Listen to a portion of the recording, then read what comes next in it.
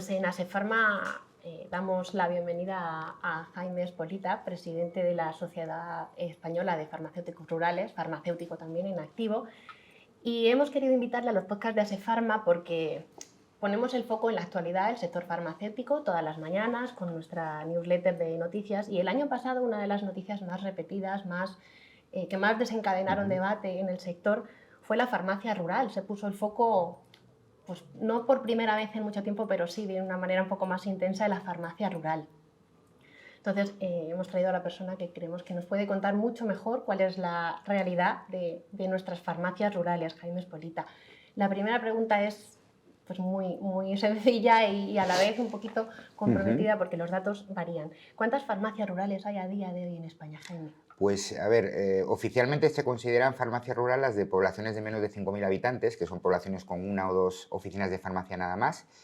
Y a ver, hay unas 4.500 más o menos en España. Nosotros, en las que nos centramos sobre todo, que es en las que más dificultades tienen, son en las farmacias rurales de poblaciones de menos de 1.000 habitantes, que a día de hoy son unas 2.100 más o menos, un 10% más o menos de la red de farmacias. ¿Representan más o menos 10%? Un 10% de la red, sí. De toda la red de farmacias. Exactamente. Hay otras instituciones que consideran farmacia rural todo lo que no sea capital de provincia, pero bueno, ahí entran poblaciones pues igual de 100.000 habitantes que no consideramos que sean rural. Hay otras instituciones que consideran que es rural todo lo que sean poblaciones de menos de 20.000 habitantes, que son, digamos, las que se encargan de ellas las diputaciones provinciales. Pero desde SEFAR tenemos claro que que según la Ley de Desarrollo Rural, digamos que da una definición que es la población rural de pequeño tamaño, que dice que son poblaciones de menos de 5.000 habitantes y cuya economía dependa sobre todo de agricultura y ganadería. Entonces, es el parámetro, digamos, que hemos cogido en SEFAR. En la cabeza todos tenemos una idea de lo que es una farmacia rural, pues entre montañas y tal, pero digamos que es lo que más se ajusta, y de esas vienen a ser un 10% más o menos del total de farmacias. Y que, como bien dices, tenemos ahí en la mente que todas las poblaciones en España tienen una farmacia, pero no es así. Hay algunas poblaciones que son tan chiquititas que lo que tienen es un botiquín. Correcto. ¿Los botiquines también los representáis? Sí, los botiquines, los botiquines lo que es un establecimiento de carácter excepcional que autoriza la administración cuando en esa población, digamos, que no hay un volumen de habitantes como para mantener una farmacia. Y esos botiquines los asignan siempre a una farmacia que está en funcionamiento. Entonces, si ese botiquín está asociado a una farmacia que es rural, pues los socios de SEFAR tienen los mismos derechos, sea para el botiquín o sea para la farmacia. Sobre los botiquines sí quería hacer un inciso. Es una figura importante dentro de lo que es la prestación farmacéutica en aquellas poblaciones que no se puede establecer una farmacia, pero no es una solución al medio rural. Lo digo porque hay teorías de determinadas instituciones de no, lo que hay que hacer con la farmacia rural es que cierren, porque económicamente son poco rentables, y que se conviertan todas en botiquines. Hombre, no da el mismo servicio un botiquín que abre pues, X horas a la semana que una farmacia que está permanentemente allí mañana y tarde. ¿Qué servicio da un botiquín? Un botiquín, en realidad, el único servicio que da, porque ni tiene servicios de guardia ni nada, es, digamos, garantizar el acceso al medicamento a poblaciones, digamos, que no tienen la capacidad de tener una farmacia. Entonces, una farmacia, digamos, como tal, una farmacia comunitaria, pues tiene horarios de mañana a tarde, suele tener servicios de guardia hasta de lunes a sábado, y un botiquín pues suele ser en poblaciones de 50, de 100 habitantes, y lo que se hace es ir pues una serie de horas a la semana, para que no tengan que desplazarse ellos hasta la farmacia. Entonces, si instala ahí un botiquín, pues abre, por ejemplo, 2 días a la semana, 2 horas, y digamos que la población se habitúa a que en esas horas que está abierto el botiquín tiene acceso al medicamento sin desplazarse. Pero no da el mismo servicio que una farmacia. Digamos que es algo accesorio, excepcional para aquellos casos en los que es imposible que exista una... Para cubrir. Exactamente, para, digamos, dar el servicio mínimo que es el del acceso al medicamento. Eres presidente de la SEFAR, pero también eres farmacéutico en activo y además farmacéutico rural, hasta ahora en Cabrillanes, León. Correcto. ¿Cómo es tu día a día como farmacéutico rural? Pues te diría que mi día a día es farmacia, farmacia y farmacia. Vamos a ver, yo estoy en una población, como muchos de mis compañeros, muy alejada de grandes núcleos de población. Digamos que yo, por ejemplo, de León estoy a 1 hora en coche, de la provincia de Asturias también a 1 hora en coche. Entonces, al tener horario de mañana y tarde, al estar, por ejemplo, 6 meses de guardia, yo tengo la vivienda encima de la farmacia, entonces yo me meto ahí el lunes por la mañana, lo único que hago es subir a comer, bajar escaleras, y te pasas todo el día en la farmacia. A mí es un trabajo que me encanta, es decir, al final eres el farmacéutico de ese pueblo, pero eres también el psicólogo de esos pacientes, eres vecino de esos pacientes, los conoces a todos, muchos de ellos son como de tu familia, comes en sus casas, ellos vienen, toman el café contigo en la farmacia. Hacerle seguimiento como paciente. Exactamente, entonces es mucho más sencillo, digamos, que en una ciudad. Yo siempre he dicho, la farmacia rural no solo es que garantice el acceso al medicamento, que es muy importante y es la principal función que tiene la farmacia, es que llega un momento que ha asumido el rol de centro social, de centro sanitario, al que recurren esos pacientes. Entonces yo te digo que no salgo de la farmacia porque yo, aunque esté en casa, claro, los vecinos saben que estoy arriba, entonces te llaman al timbre, te llaman por teléfono, entonces digamos que 24 horas, salvo dos fines de semana al mes que libro, estás básicamente dedicado a la farmacia. Con mucho gusto, porque a mí, es decir, el día que me vaya de aquí me iré a otra farmacia rural, porque a mí es lo que me gusta, pero es sacrificado, pero es muy bonito. Decíamos que el año pasado se hablaba por primera vez en muchas ocasiones de la farmacia rural, pero también se ha hablado de la España vaciada. Si lo trasladamos al ámbito farmacéutico, la farmacia rural podríamos decir que es la farmacia olvidada, sin intentar meternos en ninguna polémica innecesaria. En ningún jardín. Yo, sí. A ver, yo no tengo problema en meterme en jardines, porque de hecho se me da muy bien, pero sí que es cierto. Es decir, yo llevo de presidente de SEFAR, va a hacer 4 años ahora, este año, y yo cuando me presenté dije que lo primero, es decir, SEFAR nace para garantizar la viabilidad de estas farmacias, pero que lo primero que había que hacer es visibilizar el problema. Entonces, que nos teníamos que centrar en que la gente lo conociera. Es decir, ¿y cuál es el problema? El problema es que tenemos un modelo de planificación, con el cual yo estoy de acuerdo, en España, de establecimiento de farmacias en función de módulos de población y distancia. Entonces, la Administración, esto en su momento no fue un capricho de la Administración dijo, si las farmacias se establecen donde ellos quieren, se van a establecer, lógicamente, como cualquier otro negocio, en las zonas económicamente rentables, es decir, se nos van a acumular farmacias en las grandes poblaciones, en la zona urbana. ¿Qué puedo hacer para garantizar la prestación farmacéutica? Pues ponerles módulos de distancia y población de manera que se tengan que ir repartiendo hasta alcanzar la capilaridad que hay hoy. Y yo estoy de acuerdo con ese modelo de planificación porque ha permitido que España sea el país donde cualquier paciente tiene las farmacias más cercanas y, por tanto, el acceso al medicamento. ¿Qué ocurre? Que esa idea, que es muy buena, tendría que haber venido acompañada de un modelo retributivo acorde con ese objetivo. Y se hizo todo lo contrario. El modelo retributivo se dijo, no, pero la farmacia va a ser retribuida únicamente por el número de medicamentos que dispensa. Por lo tanto, por el número de pacientes a los que atiende. Por lo tanto, ¿a quién perjudica? La farmacia rural. No se contempló otro tipo de servicios como las guardias. Hay farmacias en España a día de hoy que están 365 días de guardia. Entonces, claro, te impide cualquier tipo de conciliación familiar, personal, etcétera. No se retribuyen otro tipo de servicios como el control de botiquines, que eso es muy frecuente en los pueblos, que muchos pacientes no se pueden desplazar, vas tú en tu coche particular hasta su casa a llevarle la medicación, a hacerle atención farmacéutica y aprovechando eso le preguntas dónde tiene el botiquín porque tendrá muchos medicamentos no ya caducados, sino tratamientos que ya el médico le ha retirado y que se lo retiras tú, bueno, pues para que el paciente no se confunda. No se retribuye el seguimiento de la adherencia, que en los pueblos se hace habitualmente. Es decir, hay un montón de servicios que beneficiarían su retribución a la farmacia rural, pero lo que se le dice es, no, yo te voy a pagar solo si tienes 200 pacientes, pues los medicamentos que consuman. Entonces, ese es el problema que tiene la farmacia rural a día de hoy. Digamos que es la justificación de todo el modelo nuestro farmacéutico, es decir, si no existiera farmacia rural, lo que diría la Administración es, pues bueno, cada uno que se ponga donde quiera, y en cambio, siendo esencial para el modelo, siendo esencial para la equidad de nuestro sistema sanitario, carece de viabilidad a día de hoy. Y yo siempre lo digo, la gente piensa que soy muy pesimista, pero yo estoy convencido que si no se toman medidas y se toman ya, en 10-15 años no van a quedar ninguna, porque la media, por los estudios que tenemos, la media de edad en la farmacia rural es la mía. Pues gente de 48, 50 años, esta gente se jubilará en 15 años. Y a día de hoy no hay relevo generacional, no hay ningún joven que vea el aliciente de voy a ir a la farmacia rural porque lo que dice es voy a trabajar más, voy a hacer muchas guardias y voy a ganar menos que un adjunto, con lo cual ni se lo plantean. Entonces, o se toman medidas que garanticen ese relevo o corremos el riesgo de que cierren. Y que muchas veces esto tan bonito de vamos a llenar los pueblos de España, pues sí. No es muy real. Que además cuando se habla de la España vaciada está llena de gente. Es decir, digamos en estos pueblos hay casi 7 millones de pacientes. Yo hablo siempre de pacientes. Hay 7 millones de pacientes que están muy repartidos, que yo entiendo que a la Administración le es más costoso mantener estas poblaciones porque los servicios deberían ser los mismos. Pues yo eso lo entiendo. Pero también entiendo que si quieres garantizar la cohesión del sistema sanitario tienes que invertir en ello. Pero no solo la administración, yo también entiendo que si la profesión dice, oye, queremos seguir manteniendo este modelo de planificación, la profesión tiene que hacer algo también, porque al final hemos llegado a un punto en que la farmacia rural no tiene nada que perder. Es decir, yo hablo con, bueno, a mí me llaman muchos compañeros porque, claro, mi farmacia sale en internet, entonces buscan Jaime Espolita, aparece el número de la farmacia y están continuamente compañeros llamándome. Y noto en los últimos años que lo que te vienen a decir es, mira, yo aquí gano cuando gano, hay farmacias que tienen que cerrar porque ya llegan a ser deficitarias.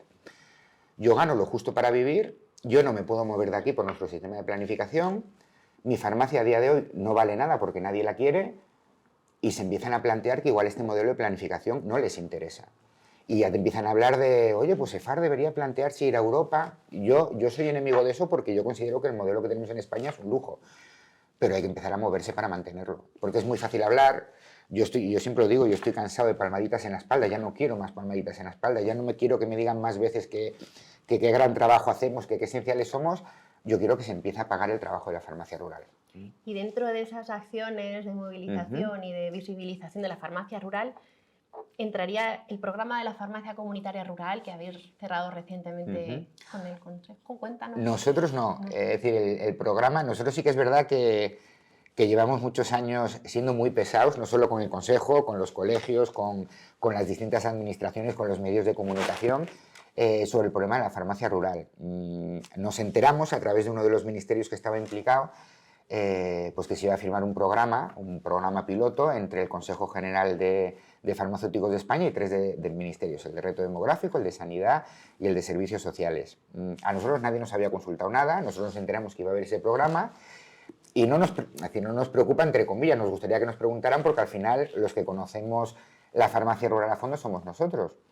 Pero bueno, si es un programa que iba a ser bueno para la farmacia rural, nosotros lo íbamos a apoyar de igual forma. Bienvenido va a ser. Exactamente. ¿Qué ocurre? Que luego te pones a leer el programa y lo que es la letra está muy bien. Es decir, porque nosotros en CEFAR siempre hemos defendido que no queremos ni subvenciones ni ayudas. Nosotros pensamos que un centro sanitario como una farmacia no debe depender de subvenciones. Sí debe depender de que se le paguen por su trabajo. Y hay una serie de servicios que son servicios profesionales farmacéuticos que deberían ser remunerados. Y la letra, digamos, de ese programa va en ese camino. Es decir, pues vamos a hacer servicios protocolarizados y tal, y que a la larga se retribuyan. ¿Qué es lo que falla? La música, que no va acompañado de una retribución, no va acompañado de ningún tipo de presupuesto. Claro, eso hace 15 años, cuando empieza el problema de la farmacia rural, me hubiera parecido un buen programa. Oye, vamos a empezar por aquí, vamos a protocolarizar, vamos a ver cómo sale y a partir de ahí lo vamos a retribuir. En el año 2023, cuando nos están cerrando 15 o 20 farmacias rurales al año, no nos podemos permitir empezar ahora un piloto que llevará años desarrollarlo. Es decir, ahora empezará una comunidad autónoma, veremos si sale bien, si intentará implantar en otras. Entonces, el programa, la letra está bien, pero la música falla. Y nosotros vamos a seguir peleando por garantizar el futuro de la farmacia rural desde ya.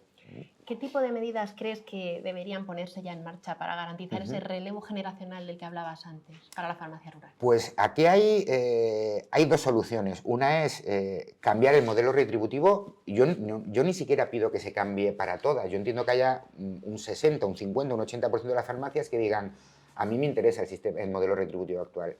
Pero oye, permite a las farmacias rurales en los conciertos que firmas con las administraciones, en este caso con las comunidades autónomas, permite que tengan una retribución diferente. Es decir, que la administración diga, oye, igual te pago un poco menos de margen por el medicamento, pero te voy a pagar los servicios de guardia, la atención domiciliaria, etc.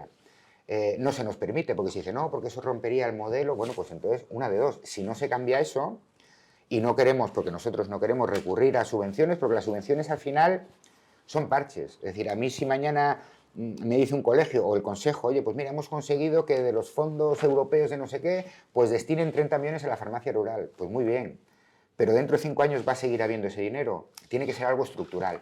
Entonces, si no se nos permite cambiar ese modelo retributivo, porque digamos que perjudica a la mayoría de farmacias, lo que habrá es que compensar a esas farmacias. Entonces, eso es un estudio que presentamos ya en el consejo, es decir, no podemos, para mantener el beneficio, digamos, del 80%, maltratar al 20%. Oye, pues si ese 80% realmente cree que este modelo retributivo es mejor, habrá que establecer un fondo de compensación que supone 1 céntimo por receta en España. con eso se hace un fondo y a estas farmacias, no a todas, pero aquellas que sean esenciales, por distancia a hospitales, distancia a centros de salud, es decir, aquellas que no podemos prescindir de ellas, pues que se le paguen por lo menos los gastos de explotación. Entonces son las dos soluciones que hay. Demandas un plan global para toda España, pero, por ejemplo, en el caso de las leyes de ordenación farmacéutica, tenemos una por cada comunidad autónoma. Correcto. ¿Ponen el foco en la farmacia rural estas leyes o unas comunidades sí, unas no? Nosotros peleamos por ello. De hecho, poco a poco en casi todas las comunidades autónomas se están tomando medidas cuando se pone... A ver, hay comunidades autónomas que deberían plantearse ya cambios. Tenemos leyes de ordenación farmacéutica, algunas del año 90 y pico. Es decir, no tiene nada que ver ni la sociedad, ni el paciente, ni la comunicación, ni nada a día de hoy. Pero sí que es cierto que todas las leyes que se van modificando siempre alegamos y siempre intentamos introducir medidas que faciliten o que permitan o que faciliten la vida del farmacéutico rural.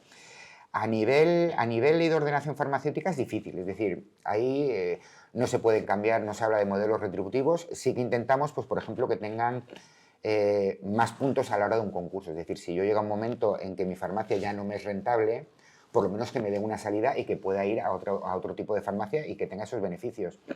Intentamos también racionalizar el tema de las guardias, es decir, que es un absurdo que una farmacia tenga que estar un año de guardia, es que es una locura, o 6 meses, cuando las guardias en la mayoría de las zonas no es un servicio realmente demandado. Intentamos que los locales no tengan que cumplir las mismas características que en el urbano porque es prácticamente imposible encontrar. Entonces, esos pequeños puntos sí que los intentamos introducir en estas leyes. Y normalmente tengo que decir que todas las alegaciones que hacemos se aceptan. La última, en el caso de Madrid, por ejemplo, todo aquello que alegamos de tema de guardias, de puntos, etcétera, en concursos, la verdad es que se aceptaron todas. Y como presidente de la SEFAR, ¿qué esperas para la farmacia rural, no de la farmacia, sino para la farmacia rural en los próximos años? O sea, a medio plazo, ¿qué esperas?